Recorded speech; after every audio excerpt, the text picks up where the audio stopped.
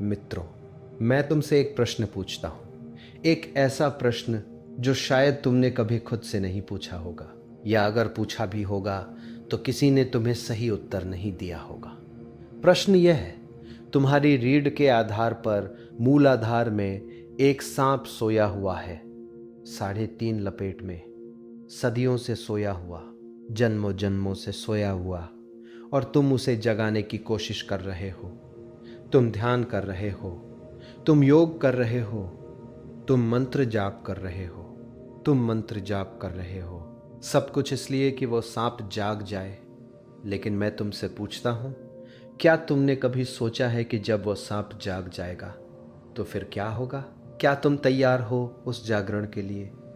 क्या तुम जानते हो कि जब कुंडलिनी जागती है तो तुम्हारे जीवन में क्या क्या घटने वाला है? यह कोई खेल नहीं है, यह कोई साधारण अनुभव नहीं है। कुंडलिनी जागरण एक विस्फोट है, एक भूकंप है, एक तूफान है जो तुम्हारे पूरे अस्तित्व को हिला देता है, बदल देता है, रूपांतरित कर देता है। और अगर तुम तैयार नहीं हो तो यह तुम्हें तोड़ भी सकता है, पागल भी कर सकता है, नष्ट भी कर सकता है।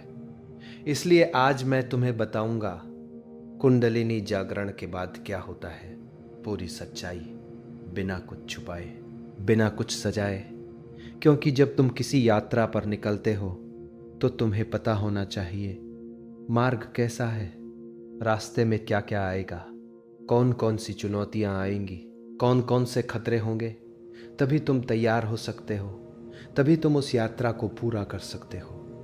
तो चलो शुरू करते हैं इस अद्भुत यात्रा को, इस रहस्यमय यात्रा को, जिसके बारे में बहुत कम लोग जानते हैं, और जो जानते हैं वे बोलते नहीं।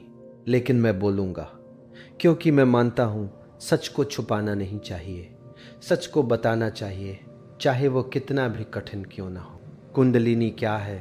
वह सोई हुई शक्ति मित्रों, पहले समझो ये कुंडलिनी क्या है, क्योंकि अगर तुम ये नहीं समझोगे तो तुम जागरण को भी नहीं समझ पाओगे। कुंडलिनी संस्कृत शब्द है, कुंडल यानी सांप की लपेटा, इसलिए कुंडलिनी को सर्पिणी शक्ति भी कहते हैं। यह एक ऊर्जा है, एक शक्ति है जो हर मनुष्य में मौजूद है, लेकिन सोई हुई है, निष्क्रिय है। योग कहता है यह ऊर्जा मूलाधार चक्र में स्थित है, रीढ़ के सबसे नीचे, जननेंद्रियों के पास, और यह 3.5 लपेट में सोई हुई है, जैसे सांप कुंडली मारकर सोता है। यह 3.5 लपेट बहुत प्रतीकात्मक है। 3 लपेट 3 गुणों का प्रतीक है, सत्व, रज, तम, और आधी लपेट चौथी अवस्था का प्रतीक है, तुरीय, जो इन तीनों से परे है। जब यह सांप सोया हुआ है तो तुम सामान्य मनुष्य हो, तुम जीवन जीते हो, लेकिन तुम्हारे भीतर की असली शक्ति सोई हुई है। तुम अपनी पूरी क्षमता का उपयोग नहीं कर रहे। यह ऐसा है जैसे तुम्हारे पास एक विशाल खजाना है, लेकिन वो जमीन में गड़ा है और तुम भिखारी की तरह जी रहे हो।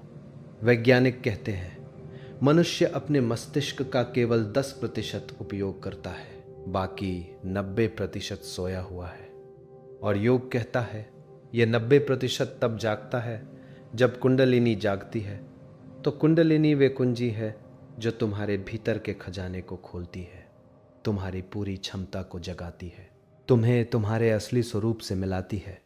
लेकिन ये इतना आसान नहीं है, ये कुंजी इतनी सरलता से नहीं मिलती।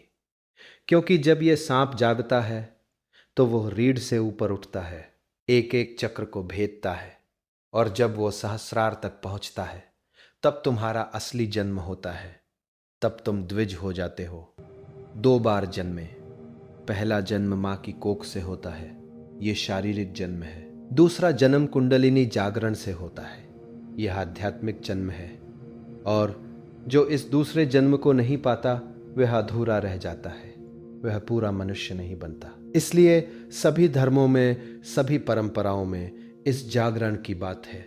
नाम अलग हो सकते हैं लेकिन घटना एक ही है। हिंदू इसे कुंडलिनी जागरण कहते हैं, बौद्ध इसे बोधि कहते हैं, सूफी इसे फना कहते हैं, ईसाई इसे पुनर्जन्म कहते हैं। लेकिन सब एक ही घटना की ओर इशारा कर रहे हैं, वह घटना जब तुम्हारे भीतर की सोई शक्ति जाग जाती है। जागरण के पहले के लक्षण, तूफान से पहले की शांति। मित्रों, अब समझो, जब कुंडलिनी जागने की तैयारी कर रही होती है तो क्या होता है। कुंडलिनी अचानक नहीं जागती। यह एक प्रक्रिया है, एक तैयारी है। शरीर को, मन को, आत्मा को तैयार होना पड़ता है। जैसे तूफान आने से पहले शांति होती है, हवा रुक जाती है, पक्षी चुप हो जाते हैं, एक अजीब सा सन्नाटा छा जाता है, वैसे ही कुंडलिनी जागने से पहले कुछ लक्षण प्रकट होते हैं, कुछ संकेत मिलते हैं। शरीर में अजीब अनुभूतियां। तुम्हें रीढ़ में एक अजीब सी गर्मी महसूस होने लगती है, जैसे कोई धारा बह रही हो, कभी ठंडी, कभी गर्म। कभी कभी तुम्हें लगता है रीढ़ में कोई चीज रेंग रही है, सचमुच सांप की तरह। यह डरावना हो सकता है, लेकिन यह स्वाभाविक है, क्योंकि ऊर्जा जाग रही है, हिल रही है। अचानक ऊर्जा का विस्फोट। कभी कभी अचानक तुम्हें लगता है शरीर में बहुत ज्यादा ऊर्जा आ गई है। तुम नहीं जानते इसे कहाँ लगाएं, क्या करें। तुम बेचैन हो जाते हो। तुम बैठ नहीं सकते। तुम्हें चलना पड़ता है, दौड़ना पड़ता है। यह ऊर्जा कुंडलिनी की ऊर्जा है, जो जागने की तैयारी कर रही है। अजीब सपने। तुम्हें सांपों के सपने आने लगते हैं, या आग के, या प्रकाश के, या तुम उड़ रहे हो। ये सपने प्रतीकात्मक हैं। ये बता रहे हैं तुम्हारे भीतर कुछ जाग रहा है, ध्यान में गहराई। अचानक तुम्हारा ध्यान बहुत गहरा होने लगता है। तुम घंटों बैठ सकते हो, तुम्हें पता ही नहीं चलता कितना समय बीत गया। ये एक अच्छा संकेत है। इसका मतलब है मन शांत हो रहा है, और जब मन शांत होता है तो कुंडलिनी जागने का मार्ग खुलता है। शरीर में हलचल। कभी कभी ध्यान में तुम्हारा शरीर अपने आप हिलने लगता है, या झटके लगते हैं, या कोई मुद्रा अपने आप बन जाती है। ये क्रिया योग है। ये अपने आप हो रहा है क्योंकि कुंडलिनी जाग रही है, और वो शरीर को साफ कर रही है, तैयार कर रही है। ध्वनियाँ सुनाई देना। कभी कभी तुम्हें अजीब ध्वनियाँ सुनाई देती है, घंटी की आवाज, भिन भिनाहट, या ओम की गूंज। यह अनाहद नाद है। यह कुंडलिनी जागरण का एक महत्वपूर्ण संकेत है। प्रकाश दिखाई देना। कभी कभी आंखें बंद करने पर तुम्हें प्रकाश दिखाई देता है, नीला, सुनहरा, सफेद या बैंगनी। यह भीतरी प्रकाश है। यह चक्रों का प्रकाश है जो सक्रिय हो रहे हैं। ये सब लक्षण बताते हैं कुछ होने वाला है, तूफान आने वाला है, कुंडलिनी जागने वाली है। और जब ये लक्षण आए तो समझ जाओ अब तुम्हें और सावधान रहना होगा और नियमित साधना करनी होगी, क्योंकि असली यात्रा अब शुरू होने वाली है। जागरण का क्षण जब बिजली कौंधती है मित्रों, अब आता है सबसे महत्वपूर्ण क्षण। वह क्षण जब कुंडलिनी वास्तव में जागती है। यह क्षण अचानक आता है, और यह इतना तीव्र होता है कि तुम कभी भूल नहीं सकते। यह ऐसा है जैसे बिजली कौंधे, जैसे विस्फोट हो, जैसे तुम्हारे पूरे शरीर में एक शक्तिशाली धारा दौड़ जाए। मैं तुम्हें बताता हूं कैसा होता है वह क्षण। रीढ़ में अचानक झटका।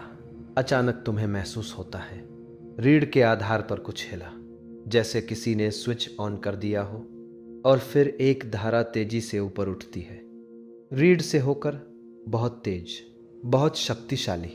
ये धारा इतनी शक्तिशाली होती है कि कभी कभी लोग बेहोश हो जाते हैं या जमीन पर गिर जाते हैं। पूरे शरीर में आग। तुम्हें लगता है पूरा शरीर जल रहा है, लेकिन ये साधारण आग नहीं, ये योगाग्नि है। ये कुंडलिनी की आग है। ये आग तुम्हारे सभी विकारों को जला देती है, सभी अशुद्धियों को साफ कर देती है। कभी कभी ये आग इतनी तीव्र होती है कि लोग चीखने लगते हैं, क्योंकि वे सह नहीं पाते। प्रकाश का विस्फोट। अचानक तुम्हारे भीतर एक तीव्र प्रकाश फूट पड़ता है, जैसे 1000 सूर्य एक साथ उगाए हों। यह प्रकाश इतना तीव्र है कि तुम कुछ और देख नहीं सकते, केवल प्रकाश ही प्रकाश है।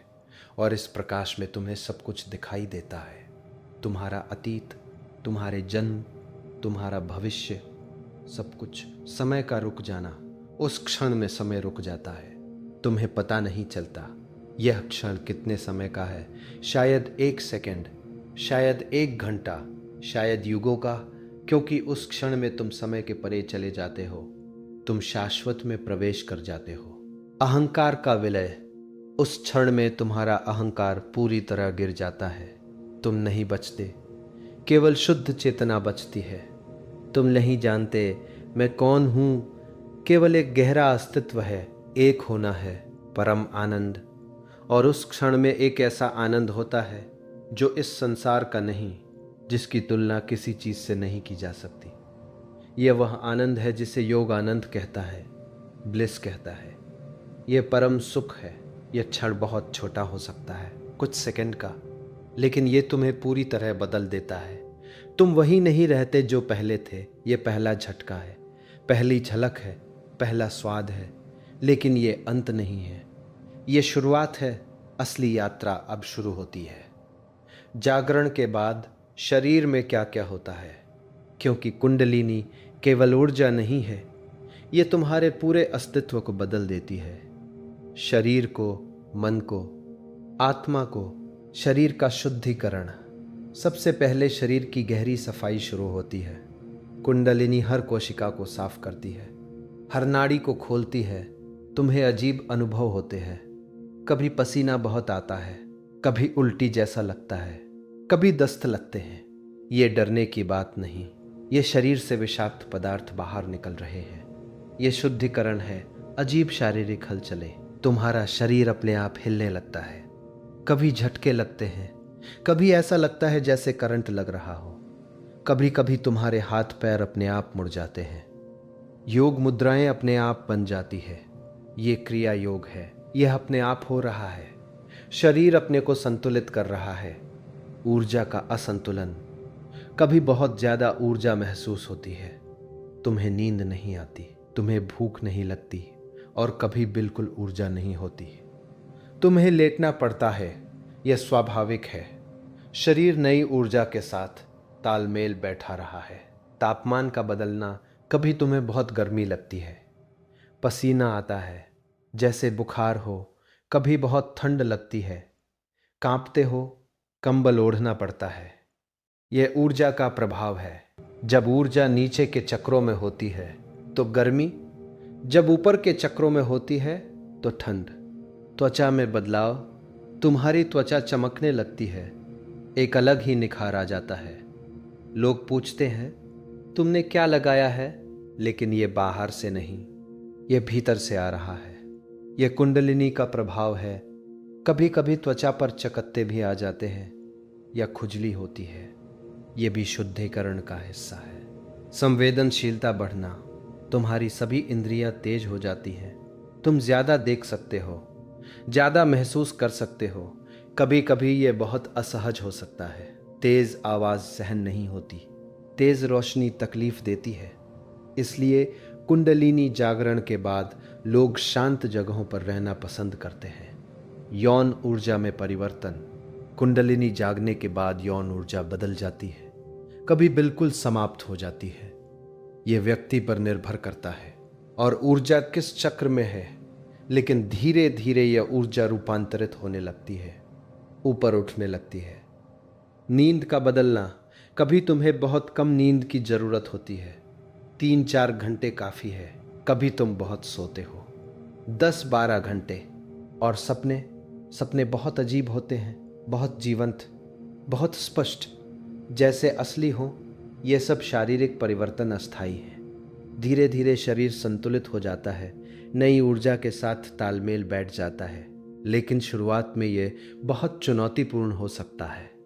इसलिए एक गुरु की जरूरत होती है जो तुम्हें बता सके क्या हो रहा है, कैसे संभालना है। जागरण के बाद मन में परिवर्तन अब समझो। मन में क्या होता है, क्योंकि मन के परिवर्तन शरीर से भी ज्यादा गहरे हैं, ज्यादा जटिल है। विचारों का रुक जाना, पहला अनुभव यह होता है, विचार रुक जाते हैं। तुम्हारे मन में कोई विचार नहीं होता। शुरुआत में यह बहुत अच्छा लगता है, एक गहरी शांति, एक विश्राम, लेकिन कभी कभी यह डरावना भी हो सकता है। तुम सोचना चाहते हो, लेकिन विचार आते नहीं। ये अस्थाई है। धीरे धीरे विचार वापस आते हैं, लेकिन अब वे अलग होते हैं, ज़्यादा स्पष्ट, ज़्यादा शुद्ध। स्मृति में बदलाव। कभी कभी तुम्हारी स्मृति बहुत तेज हो जाती है। तुम सब कुछ याद रख सकते हो, यहाँ तक कि पिछले जन्मों की बातें भी याद आने लगती है। और कभी कभी तुम बिल्कुल भूल जाते हो। तुम्हें अपना नाम भी याद नहीं रहता। तुम कौन हो ये भी भूल जाते हो। यह भी अस्थाई है, लेकिन यह बहुत भ्रमित कर सकता है। भावनाओं का तीव्र होना। तुम्हारी भावनाएं बहुत तीव्र हो जाती है। अगर खुशी है तो बहुत ज्यादा, अगर दुख है तो बहुत गहरा। कभी कभी तुम बिना किसी कारण के रोने लगते हो, घंटों रोते रहते हो। यह आंसू शुद्धिकरण के आंसू हैं। कभी कभी तुम बिना कारण हंसते हो और रुक नहीं पाते। यह भी एक रिलीज है। अतीत का उभरना। कुंडलिनी जागरण के बाद तुम्हारा पूरा अतीत उभर कर आता है। सभी दमित भावनाएं, सभी दमित यादें, सभी दर्द, सभी घाव। यह बहुत कठिन हो सकता है। तुम्हें फिर से उन सब से गुजरना पड़ता है, उन्हें देखना पड़ता है, स्वीकार करना पड़ता है। लेकिन यह जरूरी है, क्योंकि जब तक अतीत साफ नहीं होता तुम आगे नहीं बढ़ सकते। अहंकार का संघर्ष। तुम्हारा अहंकार मरना नहीं चाहता। वह लड़ता है, वह तुम्हें भ्रमित करता है। वह तुमसे कहता है यह सब गलत है, तुम पागल हो रहे हो। और कभी कभी अहंकार बहुत मजबूत हो जाता है। वह कहता है देखो तुम कितने महान हो, तुम्हें कुंडलिनी जागरण हो गया है, तुम विशेष हो। दोनों ही खतरनाक है। पहले में तुम साधना छोड़ सकते हो, दूसरे में तुम अहंकारी हो सकते हो। भय और चिंता। कभी कभी अचानक गहरे भय उठते हैं। मृत्यु का भय, पागल होने का भय, खो जाने का भय। ये भय स्वाभाविक है, क्योंकि तुम एक अज्ञात क्षेत्र में प्रवेश कर रहे हो। तुम नहीं जानते क्या होने वाला है, लेकिन ये भय भी गुजर जाते हैं जब तुम समझ लेते हो यह सब प्रक्रिया का हिस्सा है। अंतर्दृष्टि का खुलना। धीरे धीरे तुम्हें चीजें दिखने लगती हैं जो दूसरों को नहीं दिखती। तुम समझने लगते हो लोग क्या सोच रहे हैं, क्या महसूस कर रहे हैं। तुम भविष्य की झलक देख सकते हो, तुम दूर की चीजें देख सकते हो। ये सिद्धियां हैं, लेकिन इनमें मत उलझो। ये मार्ग नहीं है, ये केवल मार्ग के किनारे के फूल हैं। ये सब मन के परिवर्तन हैं, और ये बहुत गहरे हैं, बहुत जटिल है। इसलिए सबसे ज़्यादा लोग यहीं अटक जाते हैं, यहीं भटक जाते हैं। इसलिए गुरु की बहुत ज़रूरत है, जो तुम्हारा हाथ पकड़े, तुम्हें बताए ये सब क्या है, कैसे इससे गुजरना है। चक्रों का खुलना, 7 द्वारों की यात्रा अब आता है। सबसे महत्वपूर्ण हिस्सा। जब कुंडलिनी जागती है तो वह रीढ़ से ऊपर उठती है। हर चक्र एक ऊर्जा केंद्र है। हर चक्र के खुलने पर अलग अलग अनुभव होते हैं, अलग अलग शक्तियां प्रकट होती है। मूलाधार चक्र अस्तित्व का आधार, ये सबसे नीचे है। रीढ़ के आधार पर जब ये खुलता है तो तुम्हें गहरी स्थिरता महसूस होती है, एक ग्राउंडिंग। तुम जमीन से जुड़े हुए महसूस करते हो, सुरक्षित महसूस करते हो। इस चक्र का रंग लाल है, और जब यह खुलता है तो तुम्हें लाल रोशनी दिखाई दे सकती है। स्वाधिष्ठान चक्र, रचनात्मकता का केंद्र, ये जननेंद्रियों के पास है। जब यह खुलता है तो तुम्हारी रचनात्मकता फूट पड़ती है। तुम कुछ बनाना चाहते हो, लिखना चाहते हो, नाचना चाहते हो, नाचना चाहते हो। यौन ऊर्जा भी यही है। और जब यह चक्र खुलता है तो यह ऊर्जा रूपांतरित होने लगती है। इस चक्र का रंग नारंगी है। मणिपुर चक्र, शक्ति का केंद्र, यह नाभि के पास है। जब यह खुलता है तो तुम्हें गहरा आत्मविश्वास आता है, तुम्हें अपनी शक्ति का अनुभव होता है, तुम्हें किसी का डर नहीं रहता। इस चक्र का रंग पीला है। अनाहत चक्र, प्रेम का केंद्र, यह हृदय के पास है। जब यह खुलता है तो तुम्हारे भीतर प्रेम की बाढ़ आ जाती है। तुम सबसे प्रेम करने लगते हो, पेड़ों से, पक्षियों से, पत्थरों से। सबसे तुम्हारे भीतर करुणा जागती है। तुम दूसरों का दुख महसूस कर सकते हो। इस चक्र का रंग हरा है, और यहाँ अनाहद नाद सुनाई देता है। विशुद्ध चक्र, अभिव्यक्ति का केंद्र, ये गले के पास है। जब यह खुलता है तो तुम अपने को स्पष्ट रूप से अभिव्यक्त कर सकते हो। तुम जो कहते हो उसका प्रभाव होता है। इस चक्र का रंग नीला है। आज्ञा चक्र अंतर्दृष्टि का केंद्र, यह भ्रू मध्य में है। तीसरी आंख, जब यह खुलता है तो तुम्हें दिखने लगता है जो दूसरों को नहीं दिखता है। तुम्हारी अंतर्दृष्टि खुल जाती है। तुम जान जाते हो क्या सही है क्या गलत है। इस चक्र का रंग बैंगनी है और यहाँ बहुत तीव्र प्रकाश दिखता है। सहस्त्रार चक्र परम मिलन, यह सिर के शीर्ष पर है। जब कुंडलिनी यहाँ पहुँचती है तो समाधि घटती है। तुम ब्रह्म से मिल जाते हो, तुम शिव से मिल जाते हो। शक्ति और शिव का मिलन होता है। यह परम अनुभव है। इसके बाद कुछ नहीं बचता। इस चक्र का रंग सफ़ेद है या बैंगनी या सुनहरा। हर चक्र के खुलने में समय लगता है, कभी कभी महीनों, कभी कभी सालों, और हर चक्र पर अलग अलग चुनौतियां आती है, अलग अलग अनुभव होते हैं। इसलिए धैर्य रखना बहुत जरूरी है। जल्दबाजी मत करो, प्रकृति को अपनी गति से काम करने दो। जब तुम्हारी कुंडलिनी जागती है तो केवल तुम नहीं बदलते, तुम्हारे चारों ओर की पूरी दुनिया बदल जाती है। या यूं कहो, तुम्हारा उस दुनिया से संबंध बदल जाता है। पुराने संबंधों का टूटना पहली चीज जो होती है। तुम्हारे बहुत से पुराने संबंध टूटने लगते हैं। वे दोस्त जिनके साथ तुम घंटों बैठते थे, अब उनके साथ बैठना मुश्किल हो जाता है। क्यों? क्योंकि अब तुम्हारी आवृत्ति बदल गई है, तुम्हारी ऊर्जा अलग हो गई है। और जो लोग पुरानी आवृत्ति पर है उनके साथ तालमेल नहीं बैठता। तुम उनकी बातों में रुचि नहीं ले पाते। वे गपशप कर रहे हैं, सिनेमा की बात कर रहे हैं, राजनीति कर रहे हैं, और तुम कहीं और हो। ये दुखद है, क्योंकि ये वे लोग हैं जिन्हें तुम प्यार करते थे, लेकिन अब तुम अलग हो गए हो। परिवार से अलग आओ, तुम्हारे परिवार वाले तुम्हें नहीं समझेंगे। वे कहेंगे तुम बदल गए हो, तुम पागल हो गए हो, तुम्हें क्या हो गया है। तुम्हारी पत्नी या पति परेशान होंगे। वे कहेंगे तुम मुझसे दूर हो गए हो, तुम मुझसे प्रेम नहीं करते। और तुम उन्हें कैसे समझाओगे, कैसे बताओगे तुम्हारे भीतर क्या हो रहा है। तुम्हारे बच्चे पूछेंगे, पापा आप हमारे साथ क्यों नहीं खेलते हैं, आप हमेशा ध्यान में क्यों बैठे रहते हैं। ये बहुत कठिन है। तुम्हें अपराध बोध होता है। तुम सोचते हो क्या मैं गलत कर रहा हूं, लेकिन नहीं, तुम गलत नहीं कर रहे। तुम बस एक नई यात्रा पर हो, और इस यात्रा में अकेलापन स्वाभाविक है। सामाजिक मान्यताओं से मुक्ति। कुंडलिनी जागरण के बाद तुम्हें समाज की मान्यताएं बेमानी लगने लगती हैं। वे नियम जिन्हें तुम मानते थे, अब वे तुम्हें बंधन लगते हैं। तुम परंपराओं पर सवाल उठाने लगते हो। तुम पूछते हो ये क्यों करना है, इसका क्या अर्थ है। और जब तुम सवाल उठाते हो तो लोग नाराज होते हैं। वे कहते हैं तुम धर्म के खिलाफ हो, तुम समाज के खिलाफ हो, लेकिन तुम किसी के खिलाफ नहीं हो।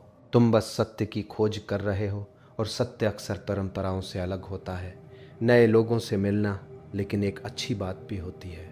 जैसे जैसे पुराने लोग दूर होते हैं, नए लोग तुम्हारे जीवन में आते हैं। वे लोग जो तुम्हारी यात्रा को समझते हैं, जो खुद इस यात्रा पर है, जो तुम्हारी भाषा बोलते हैं। और इन लोगों के साथ एक गहरा संबंध बनता है। यह संबंध खून के रिश्तों से भी गहरा होता है, क्योंकि यह आत्मा का संबंध है। सेवा की भावना। कुंडलिनी जागरण के बाद तुम्हारे भीतर दूसरों की सेवा करने की गहरी भावना जागती है। तुम देखते हो कितने लोग दुख में हैं, कितने लोग अंधेरे में भटक रहे हैं, और तुम चाहते हो मैं उनकी मदद करूं, मैं उन्हें रास्ता दिखाऊं। लेकिन यहाँ सावधान रहना, क्योंकि हर व्यक्ति अपनी यात्रा पर है। तुम जबरदस्ती किसी को नहीं बदल सकते हो।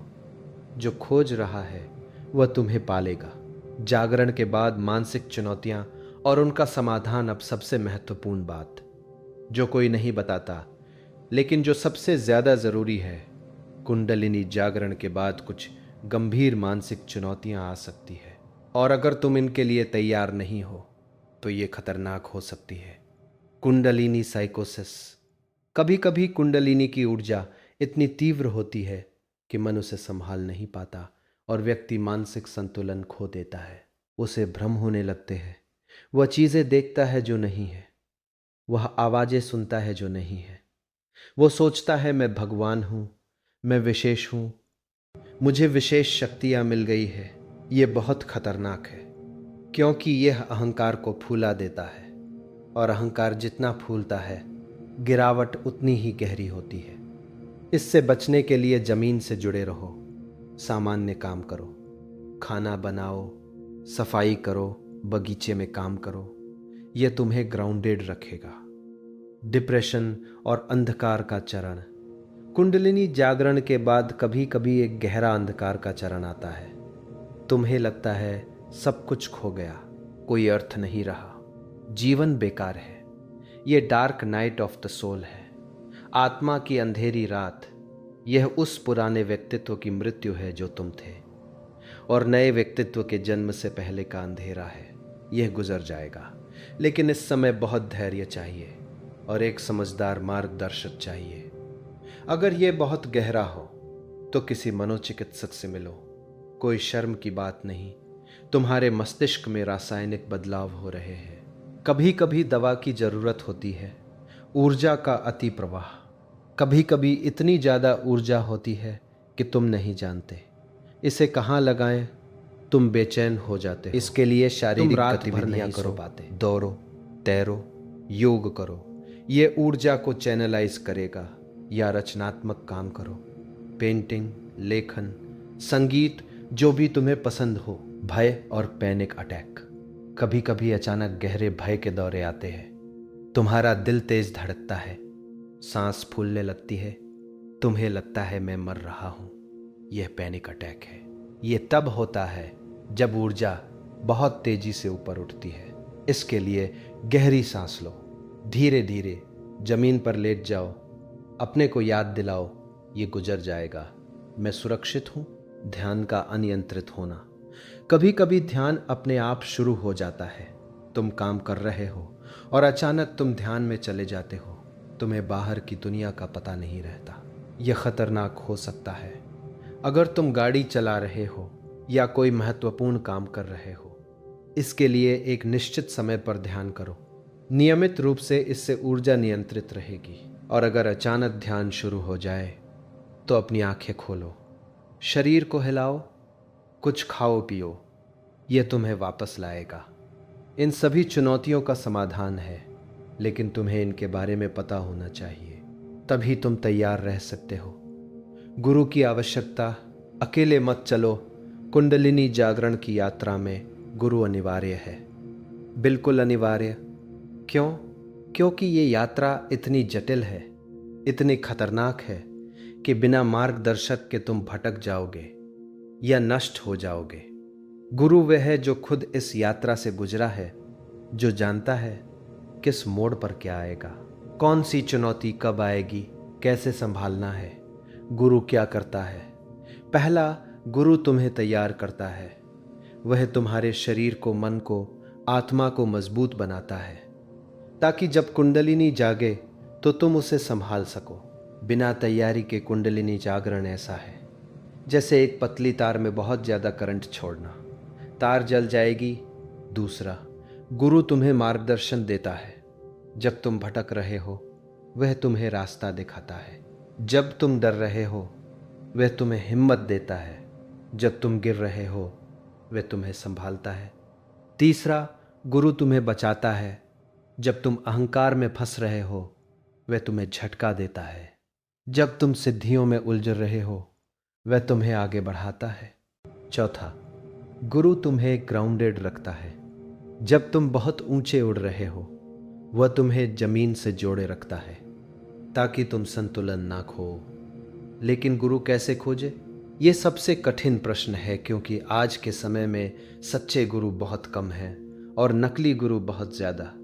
नकली गुरु पहचान, वह तुमसे पैसे मांगता है, वह तुमसे अंधी आज्ञाकारिता चाहता है, वह तुम्हें अपना गुलाम बनाना चाहता है, वह दिखावा करता है, वह चमत्कार दिखाता है। सच्चे गुरु की पहचान, वो तुम्हें मुक्त करना चाहता है। वो तुमसे प्रश्न पूछने को कहता है। वो सरल होता है, वो विनम्र होता है, वो प्रेमपूर्ण होता है, वो प्रेमपूर्ण होता है। और सबसे महत्वपूर्ण, सच्चा गुरु खुद कुंडलिनी जागरण से गुजरा होता है। वह किताबों से नहीं सीखा होता, वह अनुभव से जानता है। तुम कैसे पहचानोगे? तुम्हारा हृदय पहचान लेगा। जब तुम सच्चे गुरु के पास होते हो तो तुम्हें एक शांति महसूस होती है, एक प्रेम महसूस होता है, एक विश्वास महसूस होता है। और अगर गुरु नहीं मिल रहा तो प्रतीक्षा करो, साधना करो। जब तुम तैयार होगे तो गुरु अपने आप आ जाएगा। एक पुरानी कहावत है, जब शिष्य तैयार होता है तो गुरु प्रकट होता है। मैंने तुम्हें बताया कुंडलिनी जागरण के बाद क्या होता है। शरीर में, मन में, आत्मा में, समाज में, संबंधों में, सब जगह ये एक समग्र परिवर्तन है, एक टोटल ट्रांसफॉर्मेशन है। तुम वही नहीं रहते जो पहले थे। पुराना तुम मर जाता है और एक नया तुम जन्म लेता है। यह मृत्यु और पुनर्जन्म है। लेकिन इसी जीवन में, और जब यह पूरा हो जाता है, जब कुंडलिनी सहस्रार में स्थिर हो जाती है, तो तुम एक जीवन मुक्त हो जाते हो, जीवित रहते हुए मुक्त। फिर तुम संसार में रहते हो, लेकिन संसार के नहीं रहते। तुम काम करते हो, लेकिन करता नहीं रहते। तुम जीते हो, लेकिन जीवन से बंधे नहीं रहते। फिर तुम एक साक्षी हो जाते हो, सब कुछ देखते हो, लेकिन प्रभावित नहीं होते। सुख आता है, स्वीकार कर लेते हो। दुख आता है, स्वीकार कर लेते हो, क्योंकि अब तुम जानते हो सुख और दुख दोनों बाहर के हैं। तुम्हारे भीतर तो केवल शुद्ध आनंद है, शाश्वत आनंद। यही है कुंडलिनी जागरण का अंतिम फल। यही है इस यात्रा का परम लक्ष्य। लेकिन मैं तुम्हें फिर से याद दिलाता हूं, यह यात्रा सबके लिए नहीं है। ये केवल उन्हीं के लिए है जो वास्तव में मुक्ति चाहते हैं, जो वास्तव में सत्य को जानना चाहते हैं, जो वास्तव में परमात्मा से मिलना चाहते हैं। अगर तुम केवल सिद्धियां चाहते हो तो ये मार्ग तुम्हारे लिए नहीं। अगर तुम केवल शक्ति चाहते हो तो ये मार्ग तुम्हारे लिए नहीं। अगर तुम केवल अद्भुत अनुभव चाहते हो तो ये मार्ग तुम्हारे लिए नहीं।